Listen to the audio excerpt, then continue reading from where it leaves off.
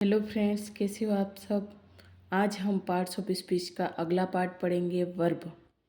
Verb का मतलब क्या होता है? वर्ब का मतलब होता है क्रिया। सेंटेंस में ऐसा वर्ड जो किसी काम का होना बताता है उसको अपन क्या बोलते हैं? क्रिया। A word that express any action in a sentence is called verb. जैसे आई एम टीचिंग, मैं पढ़ा रही हूँ। आई एम ईटिंग, मैं खा रही हूँ। ठीक है, तो वो क्या कर रहे हैं? उस सेंटेंस में काम का होना बता रहे। जैसे टीचिंग है, उसके बाद ईटिंग है, वो उस काम में कुछ कार्य का होना बता रहे, उनको क्या बोलेंगे? वर्ब। अब हम आगे देखेंगे हेल्पिंग वर्ब। हेल्पिंग वर्ब किसको बोलते हैं?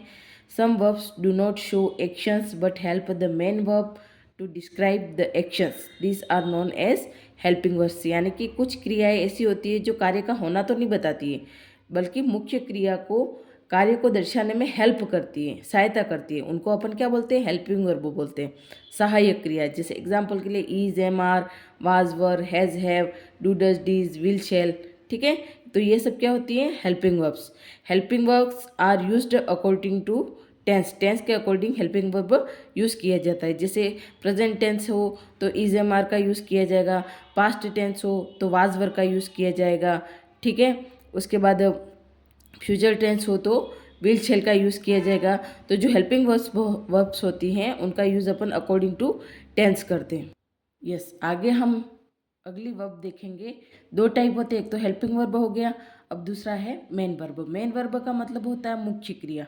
मुख्य क्रिया के भी दो पार्ट होते हैं, ट्रांजिटिव वर्ब और इनट्रांजिटिव वर्ब। ट्रांजिटिव वर्ब का मतलब होता है सकर्मक क्रिया, इनट्रांजिटिव वर्ब का मतलब होता है अकर्मक क्रिया। सकर्मक का मतलब जिसमें कर्म लगता है, ऑब्जेक्ट यूज किया जाता है। अकर्मक का मतलब जिसमें कर्म नहीं होता है, जिसका ऑब्जेक्ट नहीं होता है, उसको अपन इंट्रांजिटिव वर्ब बोलते हैं। और जिसमें ऑब्जेक्ट होता है उसको ट्रांजिटिव वर्ब बोलते हैं। ठीक है, सबसे पहले अपन देखेंगे ट्रांजिटिव वर्ब, सकर्मक क्रिया। सकर्मक क्रिया किसको कहेंगे? ट्रांजिटिव वर्ब किसको कहेंगे? A verb which requires an object after it to complete its sense is called a transitive verb. यानी कि ऐसी वर्ब जिसको बाद में ऑब्जेक्ट की ज़रूरत पड़ती है अपने सेंटेंस के मीनिंग को कंप्लीट करने के लिए, वह क्रिया क्या कहलाती है? Transitive verb. यानी कि उसका ऑब्जेक्ट होता है। जैसे एग्जांपल देखना, द मैन किल्ड, तो अपन किल्ड से पूछेंगे द मैन किल्ड व्हाट, तो उसका आंसर आता है अ स्नेक। आदमी ने किसको मारा? सांप को मारा।